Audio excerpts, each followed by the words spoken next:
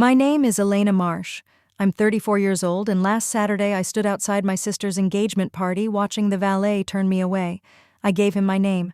He glanced at the list and shook his head. Sorry, you're not on here. I looked past him and saw my mother standing at the entrance in pearls and red lipstick.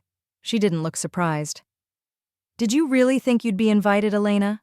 She said, her voice ice cold. Family only. I smiled even as something inside me cracked. Then I'll stop pretending to be part of this family, I told her and walked away. Before I go on, let me know where you're watching from. And if you've ever been the black sheep in your family, go ahead and tap that like button. You're not alone. I grew up in a quiet town in upstate New York. Nothing fancy, but my dad Victor always said the neighborhood was full of potential. He ran a modest legal practice. My mom Celeste spent most of her energy curating an image, impeccable house-perfect holiday cards, high society brunches. She wanted her daughters to shine, but only on her terms.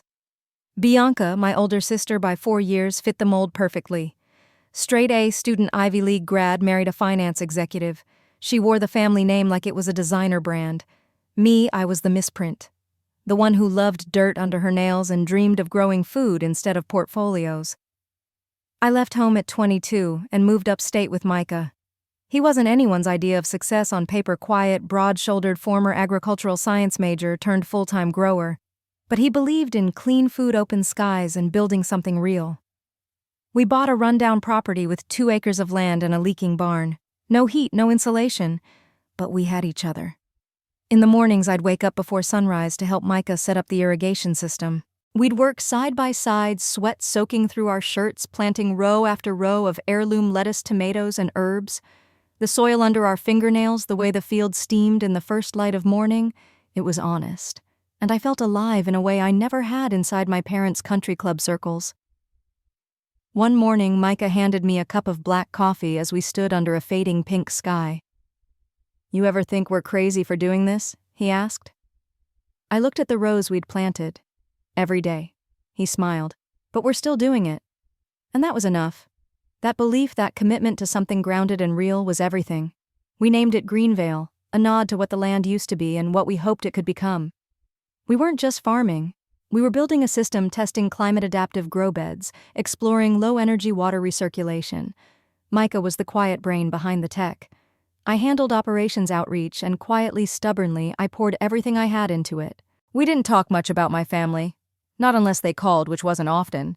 And when they did, it was usually about needing help, a contact, a loan, or a favor. Never a real conversation. Never a, "How are you, Elena?" But still part of me hoped that if GreenVale succeeded, maybe they'd finally see me. Really see me. One Saturday, I got a group text from Celeste Bianca's engagement celebration, formal invite to follow. RSVP required. There was no mention of me, no direct message, just silence. I waited. The invite never came. The invitation never came. But I showed up anyway, not out of pride, not to prove a point. I just needed to see it for myself. I needed to know how far they'd actually go. The party was held at the Fairmont Estate, downtown, Bianca's favorite place. White marble entrance string quartet playing Vivaldi, waiters in black vests holding trays of champagne. It looked like something out of a bridal magazine. Perfect. Elegant. Cold. I arrived in a dark green dress. Simple, clean. I wore it to weddings I actually wanted to attend. At the entrance, I gave my name. The woman with the clipboard squinted at the list, flipped a page, then gave me that tight smile people save for children and strays. I'm sorry, I don't see your name here. Of course you don't. Behind her, I caught sight of Bianca laughing near the grand staircase, surrounded by family friends and old sorority sisters. Her white dress shimmered under the chandelier, the queen of curated moments. A little part of me used to want her to see me, to ask about my life, to care. But what happened next killed that hope for good. My mother walked toward me not with surprise but with certainty, as if she'd been waiting for this moment. Elena, she said, looking me up and down. Did you really think you'd be invited? I blinked. You're my family. She tilted her head, smile stiff. You chose to live like a stranger. Don't act shocked when you're treated like one. The words hit harder than I expected. Not because I didn't see it coming, but because for one split second I still believed maybe someone would stop her. But no one did. Not my father, who stood nearby, sipping scotch and avoiding eye contact. Not Bianca, who glanced my way, then quickly turned back to her guests. And not Silas, her fiancé, who smirked like he'd just watched a minor inconvenience get handled. So I straightened my shoulders. "I see," I said. My voice didn't shake. Not once. Then I turned and walked away. No tears, no begging, no outbursts. Just the sound of my heels clicking softly against polished stone, echoing through a building I'd never be welcome in again. Outside, the air was cold. I stood by the valet station waiting for a ride that wouldn't come, wondering how long it takes for a heart to unbreak. A young server, maybe 20, caught up to me with a glass of water. "I don't know what happened in there," she said quietly, "but you handled it like a boss." I smiled. Not because I felt strong, but because sometimes a stranger's kindness can stitch something together your own family tore apart. Before I go on, tell me, have you ever been excluded by the very people who were supposed to love you unconditionally? If so, leave a comment. I promise I read everyone. Because the truth is, that night didn't break me. It confirmed what I'd already suspected. That love with conditions isn't love. That a last name doesn't make a family. And that sometimes the most powerful thing you can do is walk away without a word. After the party, I didn't cry. I got in the car, drove home, and pulled off my dress like I was shedding a skin that never quite fit me anyway. Then, I walked out to the greenhouse and checked the soil sensors. It was nearly midnight. Micah found me there, barefoot in the dirt, reading numbers off a screen. "Everything okay?" he asked. I didn't look up. pH is off in Section B again. He didn't ask about the party. He didn't need to. Instead, he crouched beside me, wiped sweat from my temple, and said, "Then we fix it." That's the kind of man he is. Micah never asked me to explain the pain I brought home. He just gave me space to turn it into something better, something real. We bought the land 3 years ago. It was a mess. An old turkey farm that had been sitting abandoned for almost a decade. The barn was caving in, the ground was overrun with weeds, and the irrigation system was rusted shut. But there was something about the way the morning light hit those broken windows, something that whispered, "You can start over here." We cashed out our savings, picked up side jobs, and stopped eating out entirely. For a while, our Friday date nights were frozen pizzas and crop rotation spreadsheets. And slowly, GreenVale came to life. We started with microgreens. They're fast, high-yield, and forgiving, good for learning. I remember the first time a restaurant called to place an order. I nearly dropped the phone. It was small, just $50 worth of arugula and purple radish, but it felt like a door cracking open. Micah handled the science. He built out a closed-loop system from spare parts and old servers. Set up solar panels we bought secondhand from a retired contractor 2 towns over. He even rewired the barn's old ventilation fans so they'd sync with his custom climate code.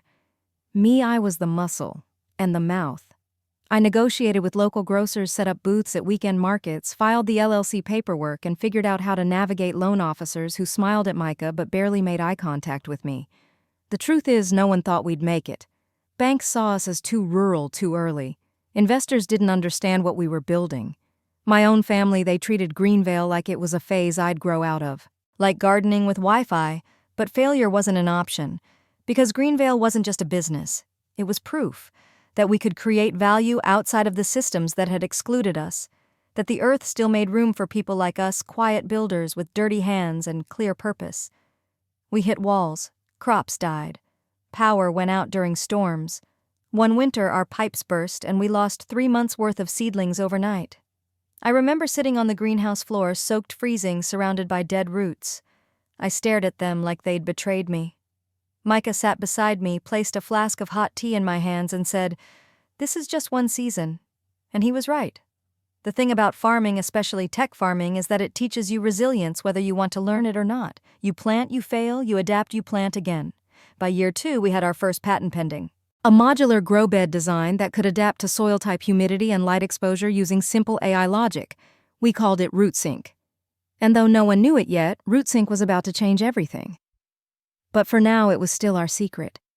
Just us, the land, and the long road ahead. Micah doesn't talk much, but when he does, it's the kind of quiet that makes you stop what you're doing and listen. He once told me farming is just applied faith. You put something in the ground and believe it'll become more. That's how he saw GreenVale. Not just as a farm, but as a system. A new way forward. While I was focused on selling spinach and making sure the taxes got filed, Micah was thinking 3 seasons ahead, sketching designs on the back of grocery receipts, studying soil reports in bedrunning code at 3 a.m. to optimize water efficiency. He didn't want to grow more food. He wanted to grow smarter food. Food that could adapt to climate. Soil that could talk. Roots that could communicate their needs to the system caring for them.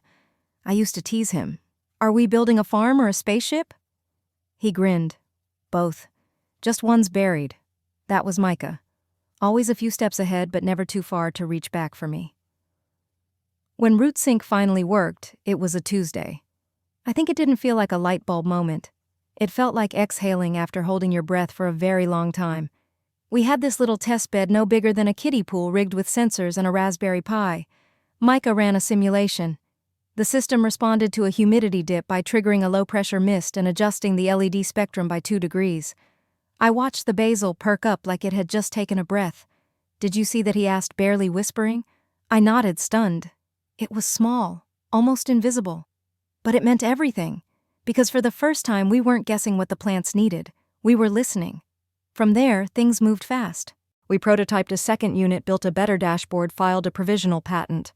I pulled together a small business grant application while Micah sketched a scalable version for vertical farming. But through it all, we stayed quiet, purposefully. We didn't want press. We didn't want noise, especially not from my family. I knew if Victor or Bianca got wind of what we were working on, they'd either try to take control or tear it apart. That was how the Marsh family operated. If they couldn't own something, they'd discredit it. So we played small. Let them think we were still just growing lettuce and kale. Let them whisper at dinners that Elena's still on that little farm project with her husband. We smiled and kept building. I kept a spreadsheet no one saw but me. It tracked our monthly metrics. Water usage down 42%, crop yield up 57%, 3 inquiries from early-stage investors, 2 potential partners in Germany and Japan. Sometimes I'd sit with my laptop at the window watching Micah work outside as dusk rolled in. He moved like he belonged to the land, not owning it, not conquering it, just part of it. And I remember thinking maybe this was the love story I needed all along. Not the family name, not the approval I never got. But this man, this mission, this work. One quiet, determined step at a time, we were building something that mattered, even if no one else knew it yet, especially because no one else knew it yet. While we were rebuilding a broken barn into a lab, my family was toasting overpriced wine in penthouse dining rooms. I only saw glimpses of them on social media and forwarded group texts, or when Nova sent the occasional photo out of guilt. Bianca and Silas on a yacht in the Mediterranean. Victor speaking at a business forum in Miami. My mother grinning beside a charity banner with her name in cursive gold. You'd think they were royalty, not a family barely hanging on to an old inheritance and a mountain of leveraged assets. But that's the thing about people like them. They don't let the cracks show until the ceiling collapses. It was Nova who first sensed the pressure. She never said it out loud, but I could tell by the way her messages started to shift. Fewer exclamation marks, shorter replies, a picture of a table setting with the caption, "Another dinner." Same masks. I didn't push.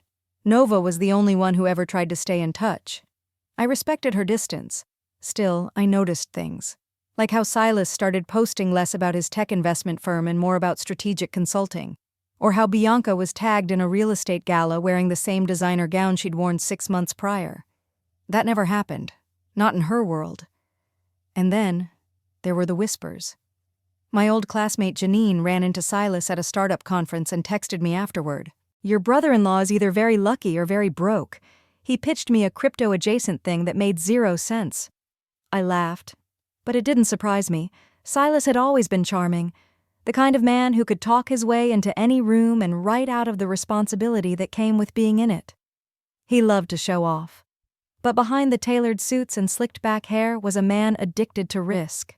High-stakes bets, short-term gains, constant movement. He couldn't sit still unless someone was watching. Victor adored him, said he reminded him of himself in the early days. That should have been a warning sign. The Marsh men believed confidence could replace competence. That perception was everything. And in their world it often was until it wasn't. Nova told me once that Victor had guaranteed a major investment Silas made overseas, something involving digital infrastructure in Southeast Asia. Big numbers, big risk, quiet signatures. That was a year ago. Now, Nova had walked in on a call, Silas's voice low and tense, saying things like delay payment and float the numbers for one more quarter. I asked her if Bianca knew. She doesn't want to, Nova said. She's too busy trying to keep up the image. If she admits it's cracking, she thinks it'll all fall.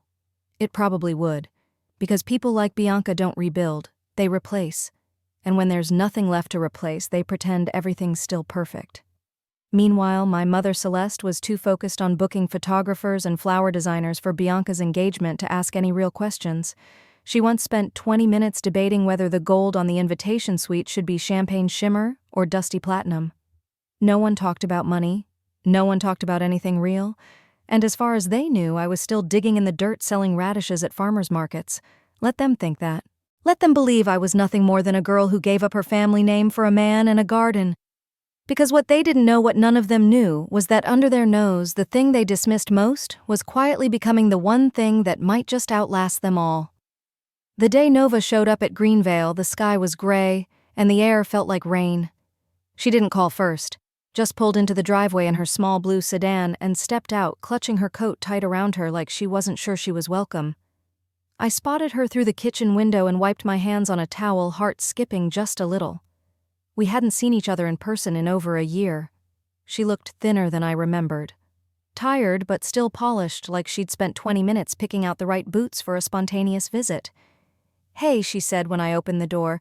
"I was in the area." That was a lie, but I didn't call her on it. "Come in," I said. "You want coffee?" She nodded. "Please." We sat at the kitchen island. I poured 2 mugs, set a small plate of oatmeal cookies between us, and waited. Nova had always been the quiet one. Observant. The kind of person who noticed cracks long before anyone else admitted the wall was falling. She looked around. "This place is different from what I imagined." "How so?" I asked. "I don't know. Cleaner, more organized, less hippie commune," I smiled. "Sorry to disappoint." She reached for a cookie. "I think you're the only one in the family who actually built something." I didn't respond right away. Compliments from Nova always felt like small olive branches, fragile and not to be gripped too tightly. After a moment, she said, "Can I see it?" "The greenhouse." "Sure." I grabbed my jacket and led her outside. The air was cool, wet with mist. We walked past the old barn, now retrofitted with solar panels, and through the side gate that led to the main greenhouse. Inside it was warm and alive. Rows of basil, kale, mustard greens, and baby carrots grew under soft LED lighting. Above them, the root sink system pulsed gently, almost like it was breathing. Nova stared, her lips slightly parted. "Okay, this is way more than I expected." I didn't say anything. She walked slowly between rows, pausing beside a small control panel where data scrolled across the screen. Micah had set it to run real-time climate adjustments. A mist nozzle kicked on above us with a gentle hiss. Nova jumped slightly. "It knows when the air's too dry, it adapts," I said. She looked at me, something unreadable flickering in her eyes. "So you've been holding out on us?" "No," I said carefully. "I've just been choosing where to invest my energy." She nodded. "Fair." We walked in silence for a bit. Then quietly she asked, "You know about Silas's situation, right?" I didn't answer. I didn't need to. Nova sighed. "I'm not supposed to say anything, but it's bad. And Bianca, she's still acting like the Titanic's fine while the band plays. Sounds about right?" She stopped walking. "Do you ever miss it?" she asked. "The family, I mean." I looked around at the rows of green, the hum of life growing steadily in silence. Sometimes I said, "But only in theory." She nodded slowly.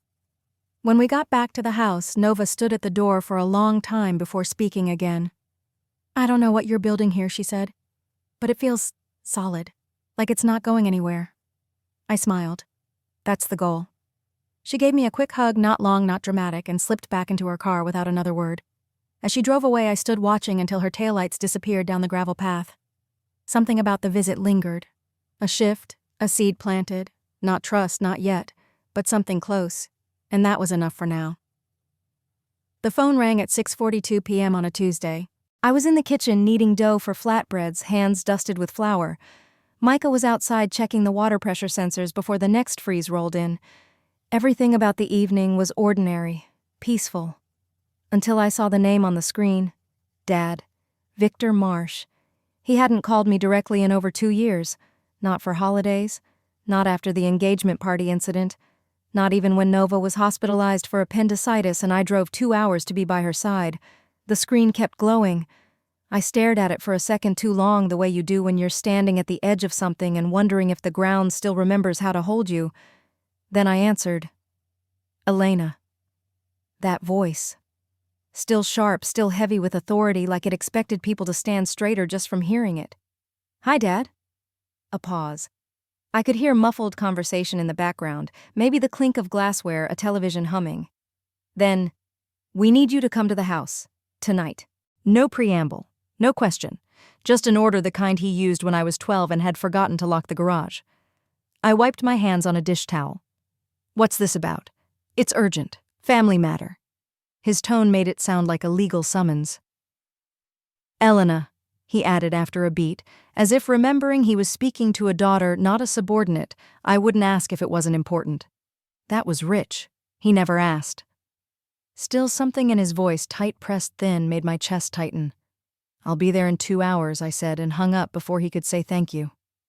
Micah came inside a few minutes later. I told him everything. He didn't try to stop me. He just nodded, kissed my temple, and said, You don't owe them anything, but I'll back whatever choice you make. That's the thing about love. The real kind. It doesn't push. It stands beside you, quiet and steady, while you face the ghosts you never invited back. The drive to my parents' house felt longer than usual. Every highway exit reminded me of something I'd buried. The Target we used to shop at before Bianca's piano recitals. The bakery where my mom once left me waiting outside for an hour because she lost track of time. The subdivision that looked like it belonged in a magazine until you looked inside the windows. When I finally pulled up to the house, the porch light was on, same as always. The hedges were trimmed, the brick path spotless. Nothing looked different, but it felt different. The air was too still. I stepped inside without knocking. That was still muscle memory, I guess. They were all in the living room. Victor stood by the fireplace, hands clasped behind his back like he was leading a board meeting. Bianca was perched stiffly on the edge of the leather armchair, mascara slightly smudged. Silas sat beside her, staring at the floor like it owed him money. Nova was by the window, arms folded tightly across her chest. I didn't say a word, just stood there waiting. Victor cleared his throat. There's no easy way to say this, so I'll be direct. Silas made some investments that didn't perform as expected. The family is under significant financial strain. I raised an eyebrow. Define significant. He hesitated. Unless we take immediate action, we'll lose the estate, the business, everything. Bianca let out a choked breath, the kind people mistake for a sigh but is actually panic trying to wear a disguise. Victor looked at me then finally directly. Elena, we need you and Micah to sell GreenVale. Use the proceeds to help stabilize the family. There it was, not a request. A demand wrapped in entitlement tied with a ribbon of generational pride. I took a slow breath, looked around the room. No one met my eyes. Except Nova, and in hers I didn't see expectation, I saw apology. For a moment nobody said anything. Just the low tick of the grandfather clock in the hallway and the distant whine of wind brushing against the windows. Victor stood there like a CEO expecting the board to fall in line. Bianca was blinking too fast. Her jaw clenched so tight you could almost hear her teeth grind. Silas kept adjusting his cufflinks like they were the only thing left under his control. I folded my arms. You want me to sell GreenVale? Victor nodded as if it were the most reasonable thing in the world. It's an asset, a valuable one, and you've always said you cared about this family. I let out a quiet laugh. You mean the same family that didn't invite me to Bianca's engagement party, that called me a stranger to my face? He flinched just barely. Celeste, sitting behind him with her lips pursed and arms crossed, rolled her eyes. This isn't about the past, she said. This is about now, about preserving what's left. I turned to Silas. How much are we talking? He looked like he might melt into the couch. It was a leveraged acquisition. Overseas tech. Long story short, the firm defaulted and the guarantees came due. Meaning, we're on the hook for just under $3 million. Bianca gasped quietly as if she hadn't heard the exact number before. Nova looked like she already knew. She probably did. Victor cut in. We need immediate liquidity. Selling GreenVale could generate enough to restructure. Buy time, buy time. He made it sound like a business deal, but what he really meant was buy dignity. Keep the Marsh name off the headlines. Protect the illusion. I shook my head slowly. You still think I built a little vegetable stand? Victor's nostrils flared. Don't be dramatic, Elena. It's a piece of land. Don't let your pride get in the way of your responsibility. My voice was calm. Almost too calm. You haven't asked a single question about what GreenVale actually is. About what we've done. You don't even know what you're asking me to give up. Celeste interjected, You're being selfish. That was rich. I looked at her steady. I poured everything I had into that land. Every dollar, every hour, every night I worked until sunrise. Micah and I lived without heat for 2 winters. I've bled for GreenVale. And you want to carve it up like a sacrifice? Victor stepped forward. Elena, you are part of this family. And you're part of why I had to leave. That silenced the room. Nova looked down. Bianca's face was pale now. Silas had gone completely still, like a man waiting for a bomb to either explode or be defused. Victor opened his mouth to say something, but I raised a hand. No more speeches. I came because you asked. I listened. Now you listen. I looked around the room, the portraits on the walls, the polished floor I used to mop as a teenager when I got grounded for speaking out of turn. The house hadn't changed, but I had. GreenVale isn't for sale. Not for you. Not for anyone. Celeste scoffed. So you're just going to let this family fall apart? I turned back to her. This family fell apart a long time ago. You just didn't notice because you were too busy polishing the silver. She looked like I'd slapped her. But I didn't regret it. I didn't owe them softness. I didn't owe them anything. Victor's face hardened. You'll regret this. I smiled. No, Dad. You will. And with that, I turned and walked out. Micah was waiting in the car. He didn't ask how it went. He didn't have to. I slid into the passenger seat, closed the door, and stared out at the house that built me, broke me, and tried to use me one last time. Then I whispered more to myself than anyone else. They really don't know what we've built, but they were about to find out. We were halfway down the front steps when Micah stopped. Elena, he said, quiet but certain. Wait. I turned. His hand was still on the railing, but his posture had changed. Straighter, solid. He looked back toward the house, then up at me. They don't know, do they? I gave him a look. About what? He paused. About any of it. And then, before I could answer, he stepped back inside. I followed. The room had barely moved. Victor still near the fireplace. Bianca sitting like she was glued to the chair. Silas frozen. Nova wide-eyed. Micah walked in slow, calm, like he had all the time in the world, and when he spoke his voice was measured and clear.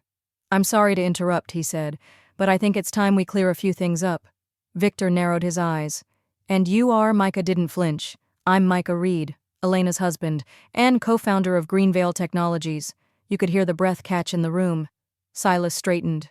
Technologies? Micah nodded. Not just a farm. Not for a long time now. He walked to the center of the room the way someone might walk into a boardroom they built with their own hands. GreenVale isn't just about produce, it's about systems, adaptive agriculture, climate-aware infrastructure. We're working with partners in 5 countries. We hold 3 active patents and 2 more pending. He looked directly at Victor. The valuation you're asking us to liquidate, it's not a few acres of lettuce, it's a multi-million-dollar platform, and every part of it is protected, legally, technologically, ethically. Celeste spoke up, but her voice cracked. Are you saying you run a tech company? Micah gave a small smile. That's exactly what I'm saying. Bianca blinked like she was trying to reboot her brain. Silas leaned forward, his voice sharper now. What patents? Micah didn't look at him. RootSync, he said. You may have heard of it. It's quietly powering a new vertical farm pilot in Tokyo. Also running a closed-loop model for a government contract in British Columbia. He paused, then added, and your hedge fund shorted it 6 months ago. Silas's face went sheet white. What? Micah pulled out his phone. We saw it in the filings. Your fund bet against RootSync called it vaporware, a rural hobby project with no commercial future. Your words. Bianca turned toward him, stunned. You bet against them. Silas opened his mouth, then closed it again. No words came out. Micah kept going, his voice calm. Problem is, you were wrong.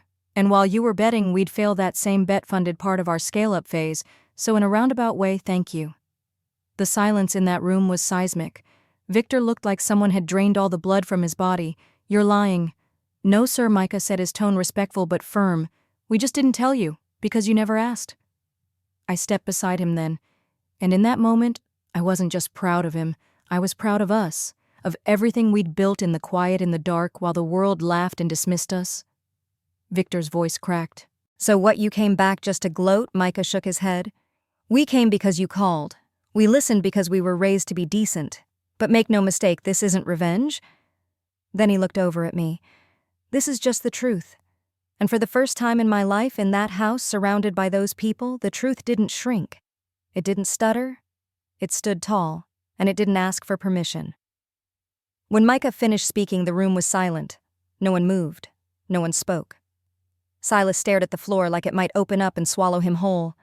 Bianca looked like she'd just realized her reflection had lied to her for years. Victor stood frozen, pride curdling into disbelief. Celeste blinked slowly, as if reality was buffering, and I realized something in that moment. I wasn't afraid of them anymore. I wasn't waiting for them to validate me, to say I'd finally made something of myself to apologize for every time they brushed me aside. I didn't need it, because I had already built something greater than anything they could offer me, and I was done being silent.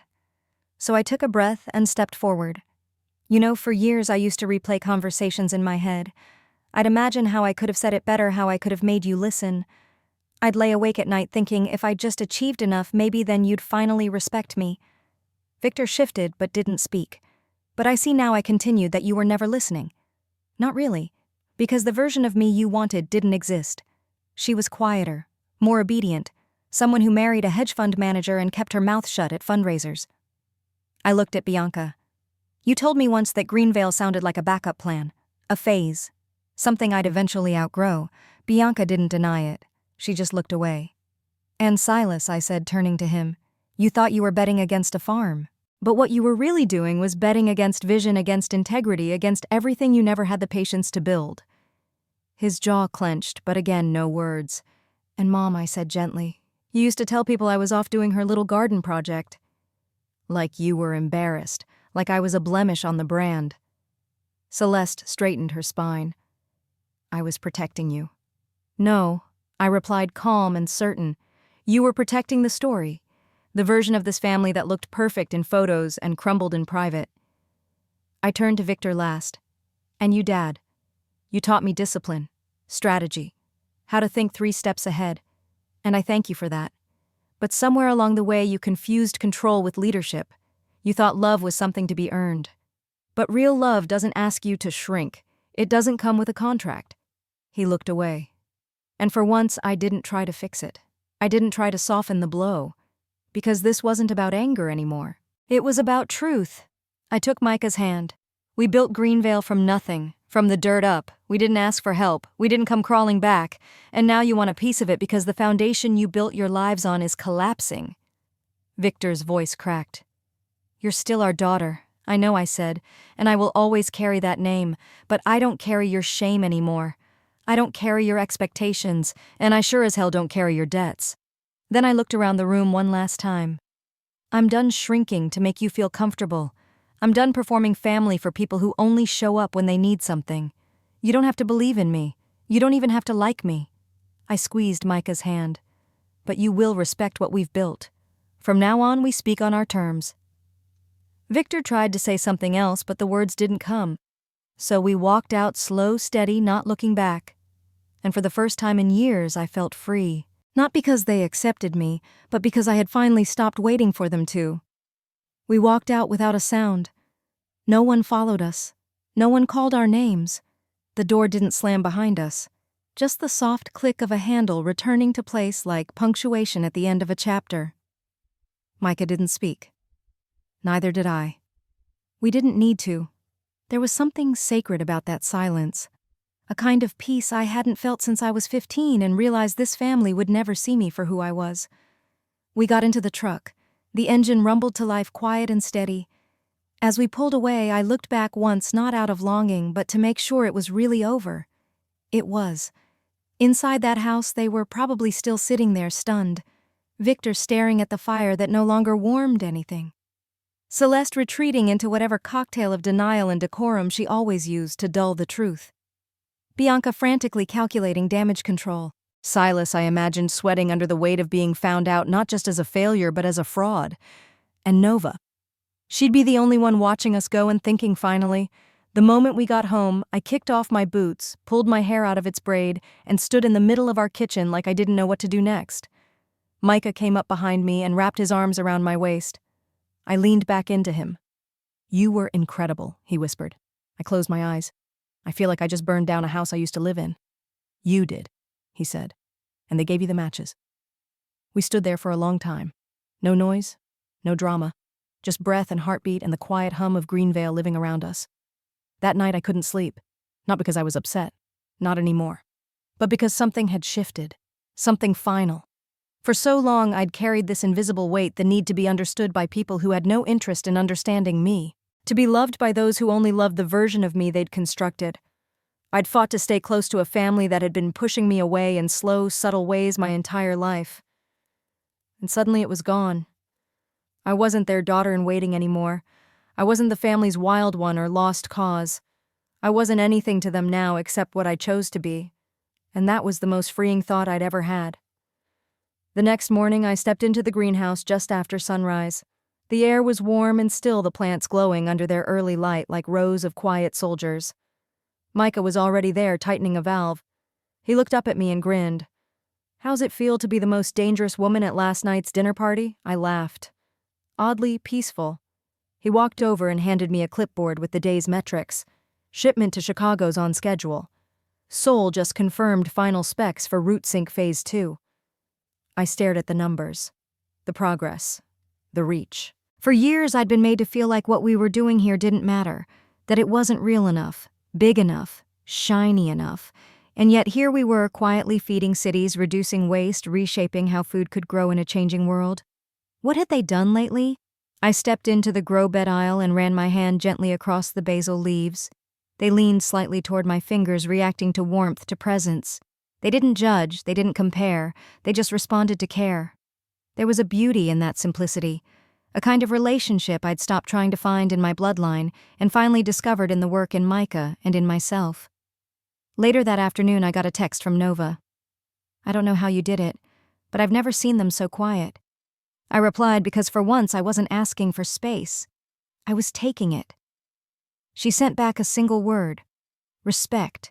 And for the first time in my life I believed I'd earned it, not just from them, from me.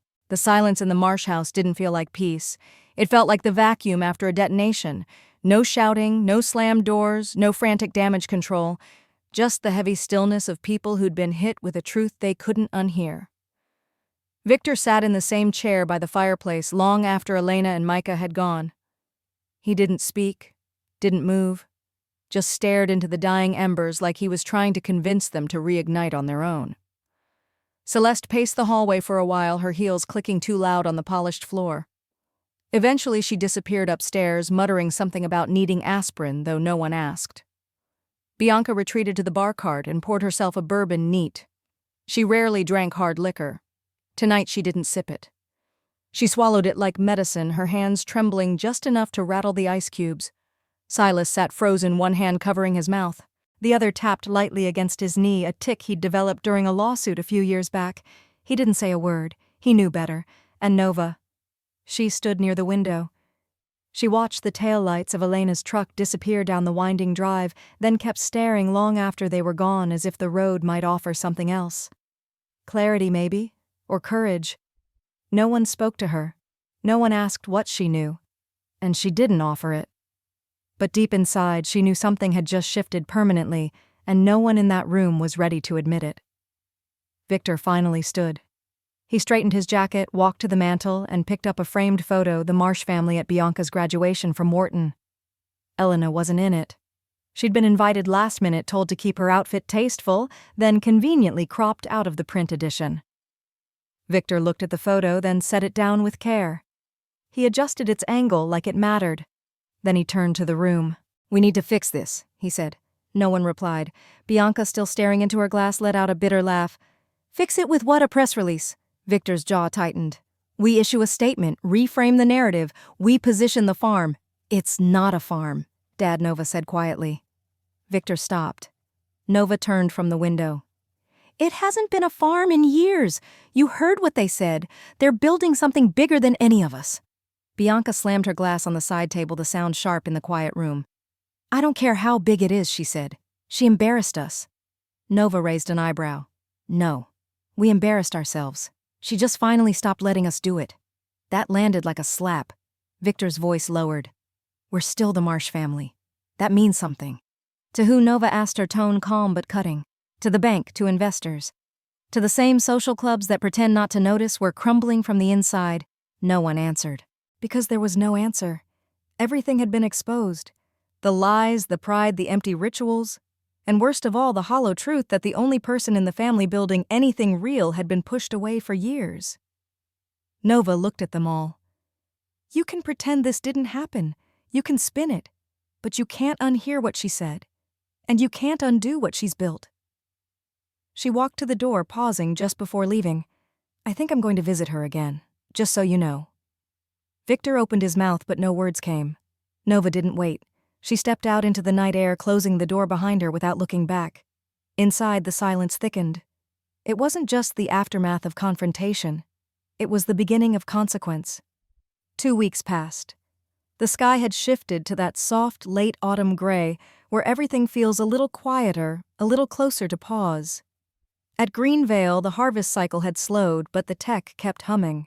We were preparing a new pilot batch for our partners in Tokyo and testing a scaled-down version of RootSync for use in urban rooftops. I hadn't heard from my family since the night we walked out of that living room, and honestly, I hadn't expected to. But on a Thursday morning, as I was reviewing the moisture logs on our new test bed, I looked up and saw Nova's car coming up the gravel path. This time I wasn't surprised. She stepped out slowly, wearing jeans boots and a sweater that looked borrowed from a life less polished than the one she usually lived. Her hair was pulled back, no jewelry, just Nova stripped down to someone I hadn't seen in years. I met her halfway across the yard. She didn't say anything right away, just looked around. Still impressive, she said, even more than before. Thanks, I replied. I cleaned up just for you. She smirked. It was the first time in a long time that our silence felt comfortable. We walked toward the greenhouse. The early sun filtered through the trees, casting long shadows across the rows of sensors and the hydroponic tanks humming beneath the surface. A few of our seasonal crew were working near the back, their voices faint under the glass. Inside, Nova paused. I kept thinking about what you said, about not shrinking to make other people comfortable. I didn't say anything. I wanted to hear the rest. She looked at me. I think I've been doing that my whole life, pretending like none of it got to me. Laughing when Bianca mocked you, nodding when Dad shut you down, saying nothing when Mom erased you from every conversation. She took a breath. And the truth is, I envied you. I still do. I blinked. You envied me. Nova nodded slowly. You walked away. You built something real. You found love that wasn't transactional. You created purpose that wasn't tied to anyone's approval. And I stayed behind holding up a house that's been hollow for years. I felt my throat tighten. She looked away, then back at me. I'm not here for a tour. I'm here because I want to know you again, not the Elena from birthday cards or group texts, the real one. For a moment I didn't know what to say. Then I reached for the greenhouse door and held it open. Come see the lab, I said.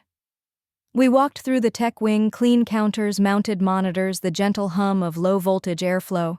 I showed her the RootSync interface, the way it adapts in real time based on cloud cover and wind predictions. She listened carefully. Asked smart questions not out of politeness but genuine curiosity. We ended up back on the porch with 2 mugs of coffee and the quiet of open land around us. Nova turned to me. You think we'll ever have a real family again? I stared at the horizon, golden light stretching over our fields. I don't know, I said honestly. But maybe we can start with being real sisters. She smiled. And for the first time in a long time, it felt like something broken might actually be worth repairing, not because we were told to, not out of obligation, but because we both wanted to. Because this time, no one was pretending. Bianca didn't tell anyone she was going, not even Silas. She just got in the car, plugged in the address from a business card she'd pulled from Victor's desk drawer, and drove. She didn't know exactly what she expected to find at GreenVale. Maybe a glorified farmer's market with better branding. A big barn with solar panels slapped on the roof. A few interns in branded t-shirts handing out kale chips. She definitely didn't expect this. She turned off the county road onto a gravel lane framed by cedar trees and native grasses. The driveway alone was impressive, well-graded, bordered by smart sensors that tracked vehicle entry. As she crested the final hill, the entire facility came into view, and for the first time in a very long time, Bianca Marsh had no words. The greenhouses were enormous, sleek, and modern, connected by clean glass tunnels that shimmered under the sun.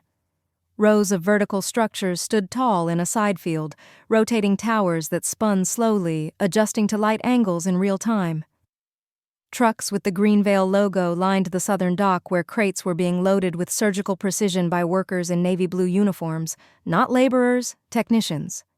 Bianca pulled over and stepped out of her car. The wind hit her face immediately, clean, crisp, touched with rosemary and basil, and something metallic, maybe the scent of the filtration systems at work. Everything about the place was alive, but not chaotic, controlled, orchestrated. She walked slowly toward the main building. No one stopped her. No one greeted her either, and that somehow made it worse. For most of her life, Bianca had assumed she was the center of whatever room she entered. Parties paused when she arrived, people stood a little straighter, smiles widened, conversations shifted toward her orbit. Here, no one even looked up. Two workers crossed her path with a tablet between them, deep in discussion about shipment specs for Seoul. A woman in a hard hat gave a quick update on logistics into her headset as she scanned a digital map. No one said, "That's Bianca Marsh," and for the first time in her life she was just background. She kept walking, unsure of her purpose, unsure of what she wanted to see, until she turned a corner and saw a wall of glass. Beyond it, a room filled with screens and live data charts, with Micah standing in the center giving instructions to a group of people who clearly weren't there to take orders lightly. It looked like a command center, not a farm. He didn't see her. She didn't knock. She just stood there, staring, her throat tight, her chest heavier than it should have been, because suddenly it all made sense. The quiet confidence, the refusal to sell, the calm way Elena had looked her in the eye that night and said, "We built something." This was what she meant, and Bianca had never even asked. She backed away slowly, her heels crunching the gravel as she turned toward her car. Her hands trembled as she opened the door. As she sat behind the wheel, staring at the horizon, where green met glass and glass met sky, one thought circled her mind on repeat. It wasn't anger. It wasn't even shame. It was grief. Grief for a version of herself that might have mattered if she had only seen her sister sooner. The sun had just started to dip when I stepped outside, coffee in hand. It was that golden hour glow, the kind of light that makes everything feel softer, like forgiveness laid across the land. The rows of crops shimmered under it.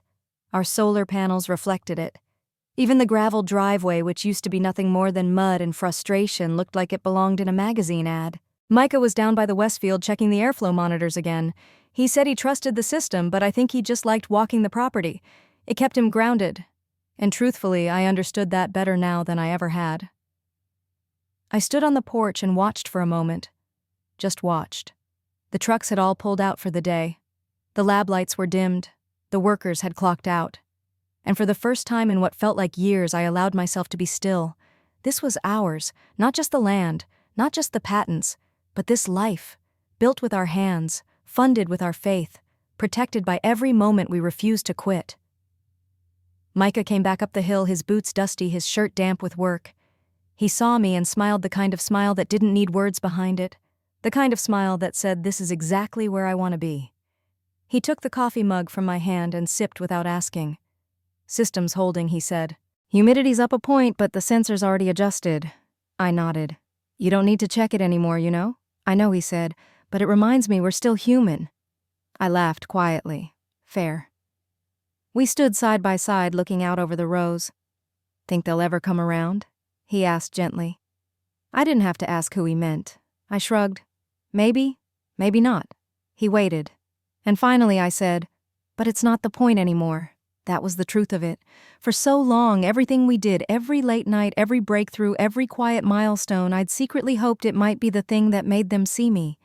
That finally I'd be enough for people who defined love in terms of performance. But not anymore. I didn't need them to see, because I saw myself now. And I liked what I saw. Micah wrapped his arm around me, pulled me in gently. "This place," he said, "it's everything we dreamed." "More than that," I said, "it's real." The wind picked up just a little. The scent of mint and basil drifted up from the lower greenhouse. A hawk soared across the fading sky, its wings catching the last light of the day. I closed my eyes. No noise, no guilt, no one to perform for, just breath, just land, just us. Maybe this wasn't the kind of success that got standing ovations or magazine features or champagne toasts, but it was the kind that lasted, the kind that stayed rooted, the kind that didn't crumble the moment someone stopped clapping. Micah kissed my temple, and I thought to myself, not for the first time and not for the last. This is what freedom feels like. Time passes quietly when you're no longer waiting for someone to change. That's the thing no one tells you about walking away. You think the silence will be loud. You think the absence will echo. But after a while, it just becomes air. Breathable. Still. 3 weeks went by without a single call from my parents. No emails, no texts. Not even one of those generic birthday reminders Mom used to send from a family calendar she refused to admit was automated. And honestly, it felt good. The kind of good that doesn't come with applause or grand gestures. The kind that lives in your spine, that lets you sleep deeper, wake easier, think more clearly. Micah noticed it first. "You don't flinch when your phone buzzes anymore," he said one morning over coffee. I looked up surprised, then laughed. I hadn't even noticed. He smiled. "That's the point. Some wounds don't close with confrontation. They close with distance, and sometimes the most radical thing you can do for your peace is to let the apology never come and keep living anyway." That was my season now, not of revenge, not even of triumph. Just repair. I started taking long walks in the mornings alone. No headphones, no distractions. Just the crunch of gravel underfoot, the breath of the trees, the quiet rhythm of my own thoughts. I found myself revisiting the girl I used to be, the one who asked for so little, who bent so often, who kept shrinking in hopes that someone might finally see her. I didn't hate her anymore. I felt sorry for her. Then I forgave her. She had survived in the only way she knew how. One morning I passed the edge of the property where we'd planted the first test bed. It was overgrown now, wildflowers overtaking the soil, but the outline of that first grow box was still visible if you looked closely. It was crooked, too shallow, completely inefficient. But it was ours. And for a moment I smiled, like someone remembering an old friend who used to drive them crazy and whom they now missed with affection. That same week, Nova emailed me an article from a major tech publication. GreenVale had been mentioned briefly but respectfully in a piece about sustainable agriculture startups reshaping how the world thinks about food security. We hadn't paid for PR. We hadn't hired a publicist. It was just there, growing like we always said it would. I replied to Nova with a simple message. Still not a phase. She wrote back, "I never thought it was." I just didn't know how to say that out loud. That felt bigger than it looked on screen. Later that night, I sat outside by the fire pit while Micah calibrated the new weather tracking drone.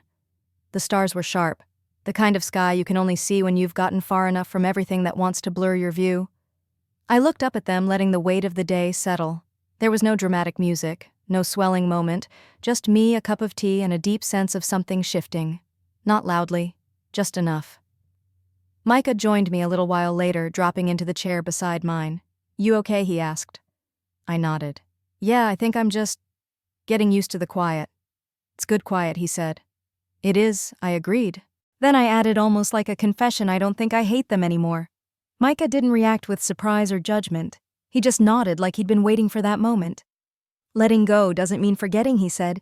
"It just means you stop carrying what never belonged to you." I looked at him and smiled. Because for the first time in my life, I wasn't carrying guilt, or shame, or the endless loop of what-ifs, and maybe next times. I was just here, and that was enough. I never made a formal announcement, no declarations, no long emails, no dramatic social media posts. I didn't feel the need. Sometimes a boundary is loud, but sometimes it's just a quiet choice you make every day. A door you decide not to walk through anymore, a call you stop waiting for. Mine looked like this. I stopped answering messages that came out of guilt instead of care. I didn't RSVP to the next charity gala Mom forwarded out of obligation. I didn't take Victor's call when it came through at 10:17 p.m. on a Wednesday night with no voicemail left behind, just that familiar signal that said, "I still expect you to chase me."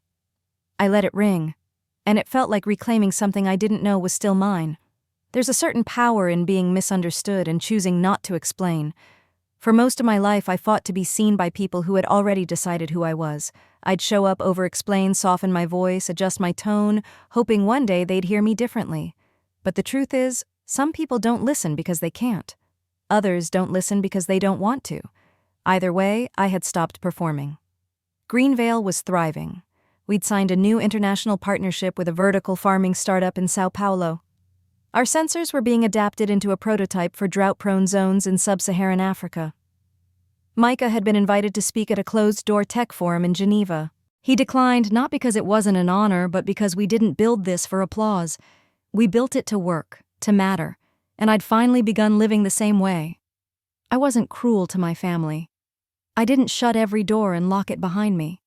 But I no longer left the lights on hoping they'd visit.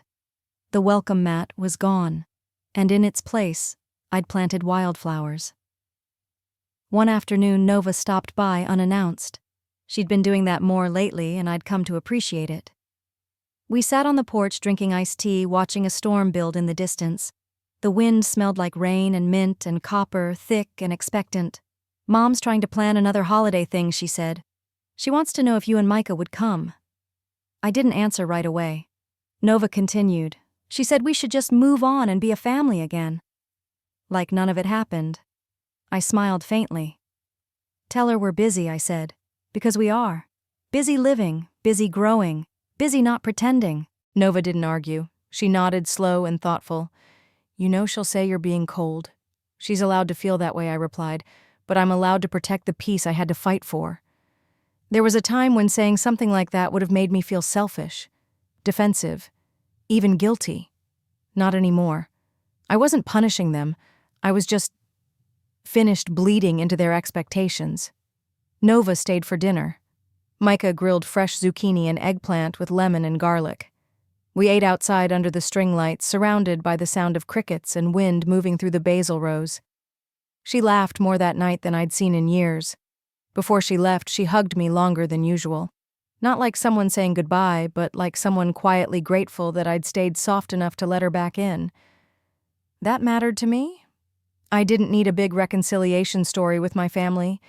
I didn't need closure in the shape of a tearful reunion or a suddenly awakened father.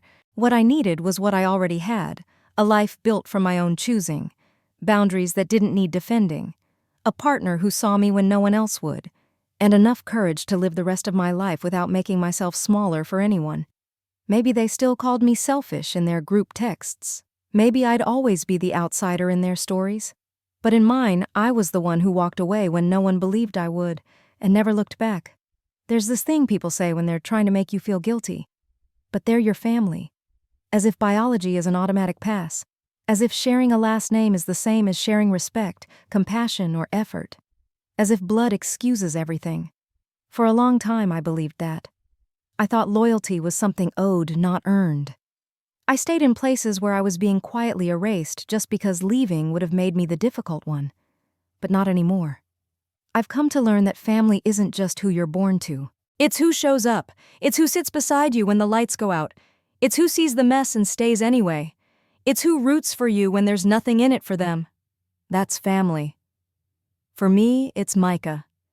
The man who saw something in a rundown field and in a girl with too many old bruises to count and said, "We can grow something here." It's the seasonal workers who return every spring bringing their own stories and laughter to the land. The retired engineer who volunteers twice a week to help us improve Root Sink's cooling system. The chef in the city who once bought our first batch of basil and now calls us every season to ask what's coming next.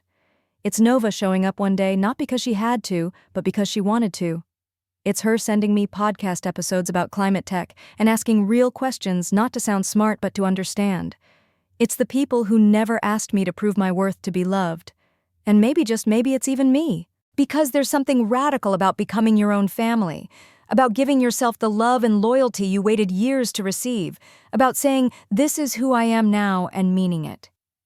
There are still days I catch myself looking back, wondering if things could have been different. If one word said softer one moment held longer might have changed it all.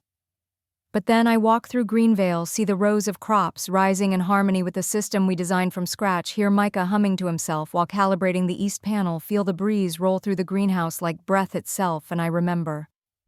This was never about convincing anyone. It was about becoming someone. Someone free, someone whole, someone home. So the next time someone says, "But they're your family," I'll smile gently, and I'll say no. This is my family, the one I chose, the one that chose me back. Some days I still wake up before the sun. Not because I have to. The team handles most of the early shifts now, but there's something sacred about those quiet minutes when the sky is still deciding what kind of day it wants to be. I step outside, coffee in hand, barefoot in the dewy grass, and I breathe it all in.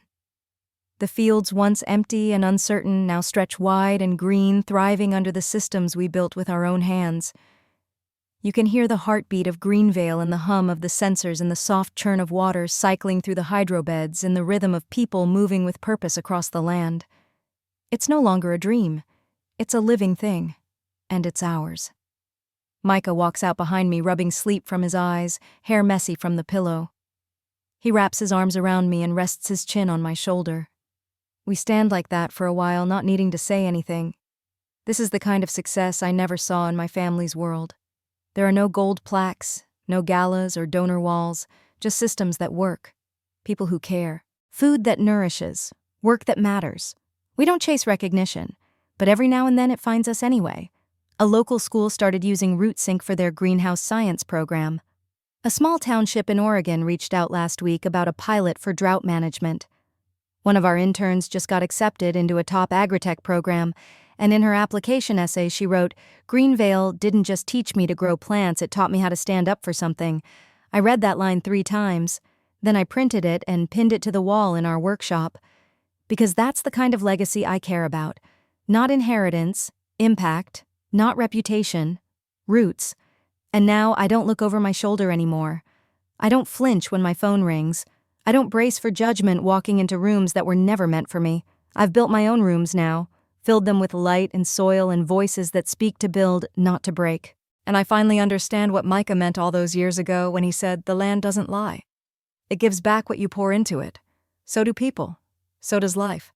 Sometimes I think about the girl I used to be, the one who smiled too quickly, who apologized before anyone asked, who stayed at the table even after being served silence. She wanted so badly to belong. She measured her worth by dinner invitations and eye contact. She edited her voice, her dreams, even her laughter, hoping to sound more acceptable. More Marsh, less her. And when she didn't fit, she told herself it was her fault. She thought if she just achieved enough, shrunk enough, tried hard enough, they'd finally let her in. I don't resent her. I grieve her. Because she carried the weight of being invisible with so much grace it almost looked like confidence. But it wasn't. It was survival. And now I walk different. I stand different. I don't flinch when someone raises their voice. I don't chase love that makes me earn it. I don't translate my worth into numbers that make sense to other people. I've learned that healing isn't always loud. Sometimes it's just choosing not to answer a message. Sometimes it's staying home on holidays that used to hurt. Sometimes it's letting people misunderstand you because explaining yourself no longer serves your peace. I used to believe closure was something someone else had to give me. Now I know it's something I give myself quietly every morning I wake up and choose to stay free. And every time I pass a mirror, I see her the girl I used to be. But she's not begging anymore. She's watching me live the life she used to pray for. And she's finally smiling back. They used to say blood is thicker than water. But I've learned that water, when it flows with intention, can move mountains. It can grow fields. It can carve out entire landscapes. And sometimes it carries us to the very life we were meant to live. Family isn't always the people you're born to. Sometimes it's the people who show up when you're empty. The ones who love you without conditions, without contracts, without performance. Sometimes family is a partner who believes in your dreams when no one else will. Sometimes it's a friend who brings you seeds instead of sympathy.